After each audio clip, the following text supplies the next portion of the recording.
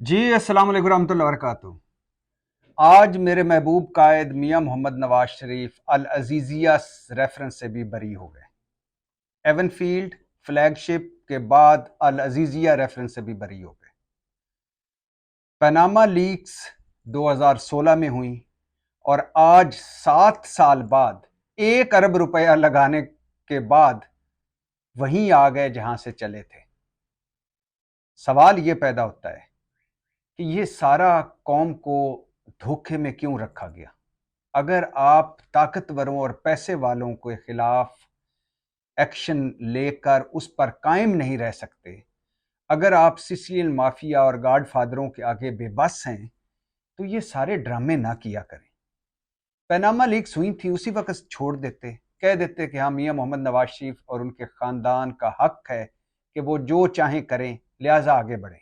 ना 1 अरब रुपया लगता, ना इतने ये अदालतों और जजों और एक पूरी कंपेन चलती, ना इसमें सजाओं वाला जाली ड्रामा होता, ना फिर उन सजाओं को ख़त्म करने वाला जाली ड्रामा होता। मैं आपको आज सिर्फ एक बता रहा हूं कि ये मामला शुरू कहां से हुआ, किन किन मराहिल से गुजरा और आज कहां तक पहुंचा है। यानी 2016 में जो शुरू हुआ था मामला, 2023 में ख़त्म हो गया। इन 7 सालों में क्या हुआ, ये आपको बताने की कोशिश करता हूँ। ये मेरा ये जो वीडियो है, ये आपने संभाल कर रखनी है। इस वजह से नहीं कि नवाज शरीफ को सजा हुई, इस वजह से नहीं कि नवाज शरीफ और उनका खानदान बरी हो गया, इस वजह से कि ये है बनाना रिपब्लिक पाकिस्तान, ये है बनाना रिपब्लिक निज़ाम इंसाफ, ये है हमारा मुल्क कि मुल्क भी वही, अदालतें भी वही, इल्ज़ाम भी वही, मुल्ज़म भी वही, कोई सबूत नया नहीं, सारे सबूत भी वही, और एक दिन सजाएं, अगले दिन बरी। और इतना झटपट सजाएं और इतने झटपट बरी के सुभान अल्लाह। तो सुनिए हुआ क्या था। अप्रैल 2016 में पनामा लीक्स हुई। ये सुनिएगा, इसको आगे पीछे ना हो जाइएगा, मेरी दरखास्त पर इसे सुनिएगा कि ये हुआ क्या था, और एक मर्तबा सुन लीजिए ताकि फैसला आप खुद कीजिएगा कि कौन सच्चा है कौन झूठा है, लेकिन सुन जरूर लीजिएगा। अप्रैल 2016 में पनामा लीक्स हुई। नवाज शरीफ के बच्चों समेत 400 से जायद पाकिस्तानियों की खुफिया कंपनियां और जायदादें निकली। 24 अगस्त 2016 को सराजुल हक सुप्रीम कोर्ट गए कि ये हमारे वजीर आजम के बच्चों की ऑफशोर कंपनियां निकली, इनके खिलाफ एक्शन लिया जाए, ये करप्शन और लूट मार का पैसा है जो छुपाया गया था।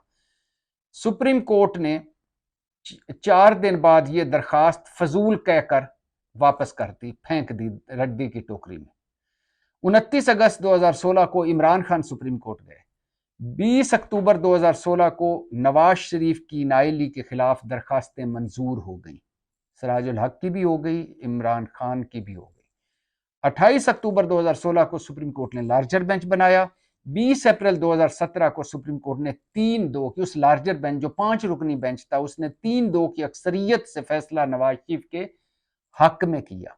यानी नवाज शरीफ नाअहली से बच गए, मगर और इस तरह बचे कि जस्टिस खोसा और जस्टिस गुलजार ने कहा कि नवाज शरीफ सादक और अमीन नहीं रहे, नाअहल किया जाता है।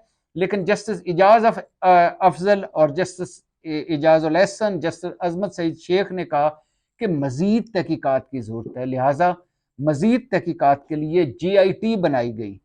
वाजिद ज़िया जो FIA के DG थे, उनकी सरबराही में इरफान नईम मंगी, बिलाल रसूल, आमर अजीज, ब्रिगेडियर नोमान सईद, ब्रिगेडियर कामरान खुर्शीद पर मुश्तमिल 6 रुकनी GIT बनी। वाजिद ज़िया FIA से थे, इरफान नईम मंगी नैब से थे, बिलाल रसूल SECP से थे, आमर अजीज स्टेट बैंक से थे, ब्रिगेडियर नोमान ISI से थे, ब्रिगेडियर कामरान MI से थे। 7 दिन का वक्त दिया गया कि ये GIT रिपोर्ट जमा करवाएं।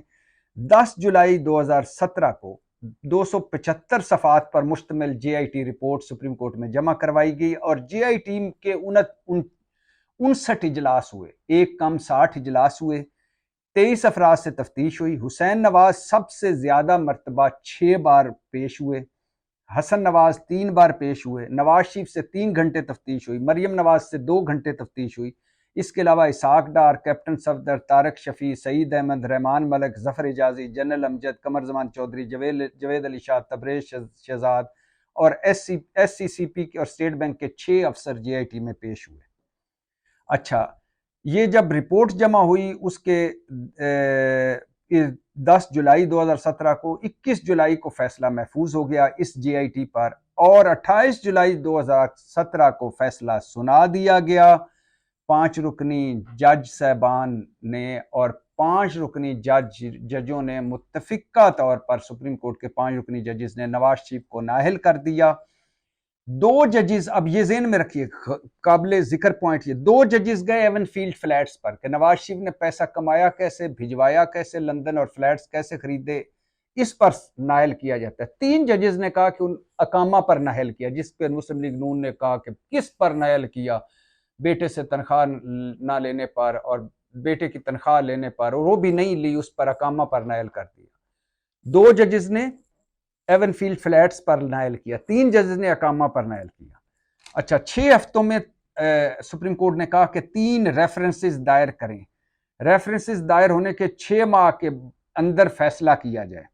जस्टिस एजाजुल एहसन जो थे, सुप्रीम कोर्ट ने इनको मॉनिटरिंग जज बनाया कि ये रेफरेंसेस और एहतसाब अदालतों की मॉनिटरिंग करें ताकि ये विद इन जो जितना टाइम फ्रेम है उसके अंदर मुकम्मल हो काम। 13 सितंबर को नैब की तरफ से शरीफ खानदान और इसाक डार के खिलाफ रेफरेंसेस का आगाज हुआ। शरीफ खानदान पर 3 रेफरेंस दायर हुए, एवनफील्ड, फ्लैगशिप, अल अजीजिया रेफरेंसेस और इसाक डार के खिलाफ आमदन से जायद असासों पर रेफरेंसेस दायर हुए। अच्छा, जज मोहम्मद बशीर के पास गया एवनफील्ड। अच्छा, और साथ साथ जज अरशद मलक, जिसकी मुबैना तौर पर एक गैर इखलाकी वीडियो नून लीगी हल्के खरीद चुके थे और एक पिजेरो देकर और एक 1.25 करोड़ का चेक देकर, चेक भी बाउंस हो गया था, पिजेरो भी जाली निकली थी, लेकिन वो गैर इखलाकी वीडियो खरीद चुके थे। अब उनको एक ऐसा जज चाहिए था जो कंप्रोमाइज हो, लिहाजा वो जज थे, वो अरशद मलक कंप्रोमाइज जज उनकी नज़र में थे, क्योंकि गैर इखलाकी वीडियो उनके पास थी। लिहाजा उनको लीगियों ने शाहिद खान अब्बासी के दौर में एहतसाब अदालत का जज लगवाया। फिर ख्वाजा हारिस जो नवाज शरीफ साहब के वकील थे, उन्होंने मोहम्मद बशीर की अदालत में ये दरख्वास्त दी कि हमारे केस उनकी अदालत में लगाए जाएं। मोहम्मद बशीर साहब ने रिजेक्ट कर दी। ये चले गए ख्वाजा हारिस इस्लामाबाद हाई कोर्ट, लेकिन इस दौरान मोहम्मद बशीर ने केस सुनने से माजरत कर ली, तो 2 एवनफील्ड मोहम्मद बशीर की अदालत में लग गया, अल अजीजिया और फ्लैगशिप जज अरशद मलक की अदालत में लग गया, जिनको मुस्लिम लीग नून ने लगवाया और फिर उनके पास अपने केस लगवाए, क्योंकि उनकी एक गैर इखलाकी वीडियो इनके हत्थे चढ़ गई थी। मुबैना तौर पर यह कहानी थी पूरी। अच्छा, फ्लैगशिप पे टेक्निकल बुनियादों पर बरी हो गए नवाज शरीफ, जज अरशद मलक ने बरी कर दिया। एवनफील्ड पर मोहम्मद बशीर ने सजा दी, अल अजीजिया पर जज अरशद मलक ने सजा दी। 3 जुलाई 2018 को आम इंतखाबात से 22 दिन कबल पहले फैसला महफूज हुआ। 6 जुलाई 2018 को एहतसाब अदालत ने सजा सुनाई पहली। 13 जुलाई को नवाज शरीफ, मरियम नवाज लंदन वापसी पर इन एयरपोर्ट पर गिरफ्तार कर लिया गया। इसी दौरान, अच्छा, ये आपको मैं बता दूं कि एवनफील्ड रेफरेंस जो था, जज मोहम्मद बशीर ने 19 सितंबर 2017 को केस की पहली समाअत की। 26 सितंबर 2017 को नवाज शरीफ पहली बार पेश हुए। फ्लैगशिप 20 अक्टूबर को फर्द जुर्म आयद हुई। इसी दिन हसन और हुसैन नवाज को मफरूर करार दे दिया और जो मेन गवाह थे इन केसों के, वो थे हसन नवाज और हुसैन नवाज, और हाउस ऑफ शरीफ फैमिली ने इन्हें कह दिया कि ये तो गैर मुल्की हैं, इन पर इस मुल्क का कानून लागू ही नहीं होता, और इनको लंदन भिजवा दिया। अच्छा, 18 दिसंबर को आखिरी पेशी हुई फ्लैगशिप की। 135 पेशियां हुई फ्लैगशिप की। एहतसाब अदालत 1 में 183 समातें हुई, एहतसाब अदालत 1 और एहतसाब अदालत 2 में। नवाज शरीफ 134 मरतबा एहतसाब अदालत में पेश हुए, 49 समातों से इस्तिस्ना हुआ। जज मोहम्मद बशीर की अदालत में 103 समातें हुई जो एवनफील्ड की, और फ्लैगशिप और अल अजीजिया में जज अरशद मलक की 80 समातें हुई। 15 बार नवाज शरीफ को अडयाला जेल से लाया गया। 1 साल 3 माह केस चले। फ्लैगशिप से बरी हुए, अल अजीजिया और एवनफील्ड से सजा हुई। इसी दौरान नवाज शरीफ, मियां मोहम्मद नवाज शरीफ जो जेल में थे, उन और फिर उनकी और साबका इस्टेब्लिशमेंट के राब्ते बहाल हो गए। नवाज शरीफ को फिर वीआईपी प्रोटोकॉल मिलना शुरू हो गया। नवाज शरीफ की 3 मेडिकल रिपोर्टें, 3 अस्पतालों में 5 मेडिकल रिपोर्टें हुई। फिर नवाज शरीफ को कराची, लाहौर, इस्लामाबाद के डॉक्टरों का एक बोर्ड भी चेक करता रहा। फिर नवाज शरीफ के लिए मुबैना तौर पर जाली मेडिकल रिपोर्टें बनाई गई, बताया गया कि ये बीमार हैं, सडन डेथ का खतरा है। इस्लामाबाद हाई कोर्ट और सुप्रीम कोर्ट में दरखास्तें दी। इसी दौरान नवाज शरीफ को 8 हफ्ते के रिलीफ पर किसी मुजरम को पहली दफा सुप्रीम कोर्ट ने घर भिजवाया कि आप जाके आराम करें, आप बहुत बीमार हैं। और इसी आराम के दौरान जज अरशद मलिक को ब्लैकमेल करके मुबैना तौर पर नवाज शरीफ की अदालत में पेश किया गया। मतलब जज पेश हो रहा है मुजरम की अदालत में, रायबंद में। अच्छा, फिर उसके बाद नवाज शरीफ का जैक लग गया, जुगाड़ लग गया। मुस्लिम लीग की डील मुबैना तौर पर डील हो गई। ख्वाजा आसिफ बता चुके हैं कि इस्टेब्लिशमेंट की मदद से नवाज शरीफ को लंदन भिजवा दिया गया। शहबाज शरीफ गारंटर थे। 50 रुपए के स्टाम्प पेपर पर शहबाज शरीफ की गारंटी पर नवाज शरीफ लंदन चले गए इलाज के लिए। 4 हफ्तों के लिए गए थे, वापस 4 सालों बाद आए। वहां एक मफरूर और मुजरम ने पहले इमरान हुकूमत गिराई, फिर अपनी हुकूमत चलाई 16 महीने की। और जब वापस आए तो किसी अदालत ने 4 सालों में किसी अदालत ने शहबाज शरीफ से ये नहीं पूछा कि भाई आपका भाई जो था 4 हफ्ते के लिए आपकी गारंटी पर गया था तो वो किधर है, किसी ने नहीं पूछा। और फिर जब नवाज शरीफ वापस आए 8 हफ्तों के लिए 4 साल बाद, तो किसी अदालत ने ये नहीं पूछा कि आप तो 4 हफ्तों के लिए गए थे तो आप क्यों उधर रहे, ना आपने इलाज करवाया, ना आपने अस्पताल में दाखिल हुए। गए भी थे तो मेडिकल रिपोर्ट जो जमा करवाई थी बीमार हैं, आए भी हैं तो उससे पहले जो मेडिकल रिपोर्ट जमा करवाई बीमार हैं। इसी दौरान जज अरशद मलिक की ऑडियोज वीडियोज आई, जिसको मुस्लिम लीग नून ने बड़ी खूबसूरती से अपने लिए इस्तेमाल किया और जेनों में रह के जज अरशद मलिक की मुबैना तौर पर एक गैर इखलाकी वीडियो थी जो 2000 से 2003 के दौरान मुल्तान में रिकॉर्ड हुई थी। वो मुस्लिम लीगियों के हत्थे चढ़ी थी। उस वीडियो की, गैर इखलाकी वीडियो की मुबैना तौर पर ब्लैकमेलिंग से और ऑडियो वीडियोस बनाई गई। मरियम नवाज ने 6 जुलाई 2019 को एक प्रेस कॉन्फ्रेंस खड़काई कि अरशद मलिक जो है ये अपनी मर्जी की ऑडियो वीडियोस बनाई कि मैंने गलत फैसला दिया और ये किया और ये किया। तो कहा कि देखो ये जज अरशद मलिक को तो एस्टेब्लिशमेंट ने दबाव डाला था तो सजा दी थी। अच्छा, उसके बाद वो ऑडियो वीडियो से मुकर गए। ना वो ऑडियो वीडियो कल अदालत में पेश की, ना आज की, उससे मुकर गए क्योंकि उसको अदालत में पेश करते उन ऑडियोज वीडियोस को जो अरशद मलिक की बनाई हुई थी तो साबित करना पड़ता, कि असली साबित करना पड़ता, वो कर नहीं सकते थे। तो लिहाजा वो कट वट करके एडिटिंग करके तो वो चलाई हुई थी, लिहाजा उससे मुकर गए। और इस सारे फिर ये इक़्तिदार में 16 महीने के बाद आ गए। नैब बदल दिया, नैब के कवानीन बदल दिए, तफ्तीशी बदल दिए, रिकॉर्ड बदल दिए। और फिर नवाज शरीफ फिर 4 साल बाद जब रिस्क फ्री वापसी हुई, गारंटियों भरी वापसी हुई, डील और ढील के तहत वापसी हुई, तो नवाज शरीफ फुल प्रोटोकॉल में वापस आए। और अदालतों ने पहले एवनफील्ड, फिर अल अजीजिया और फ्लैगशिप सारों से बरी कर दिया। और नवाज शरीफ साहब की अब आगे एक नाहेली पड़ी है, वो भी उससे भी निकल जाएंगे। तो जज अरशद मलिक की ऑडियोज वीडियोस पेश नहीं की।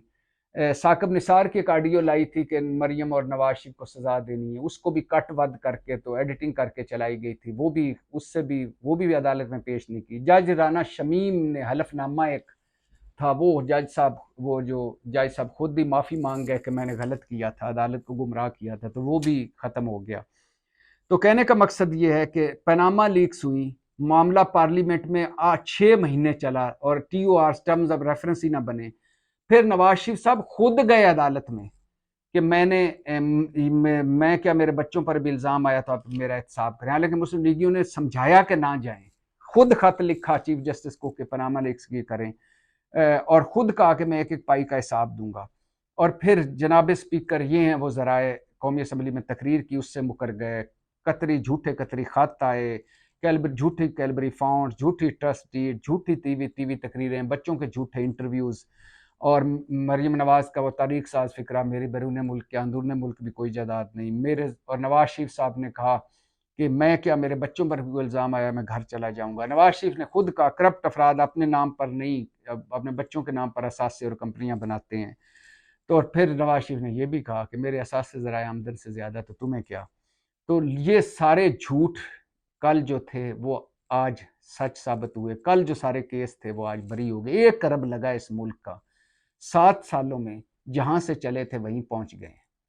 और कोई नया सबूत पेश नहीं किया नवाज शरीफ ने, कोई नए गवाह नहीं लाए। ये भी बताता चलूं कि नवाज शरीफ के जो गवाह थे, 28 गवाह नवाज शरीफ के खिलाफ भुगताए गए, और नवाज शरीफ ने अपनी सफाई में एक गवाह भी नहीं लाया आज तक।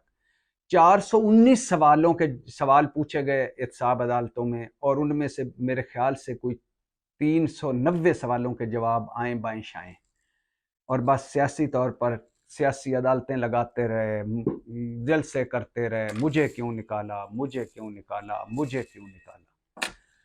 तो कहने का मकसद है ये है बनाना रिपब्लिक पाकिस्तान, ये है बनाना रिपब्लिक निज़ाम। 1 अरब लगाया, सजाएं सुनाई, उसके बाद नवाज शरीफ साहब वीआईपी, और इमरान खान की 5.5 घंटे काबीना का इजलास हुआ कि उनको बाहर भिजवाना चाहिए, बाहर भिजवा दिया गया, और उसके बाद वापस आए। और अब सारे केस खत्म हो गए हैं, नाइली भी खत्म हो जाएगी, वजीर आजम भी बन जाएंगे।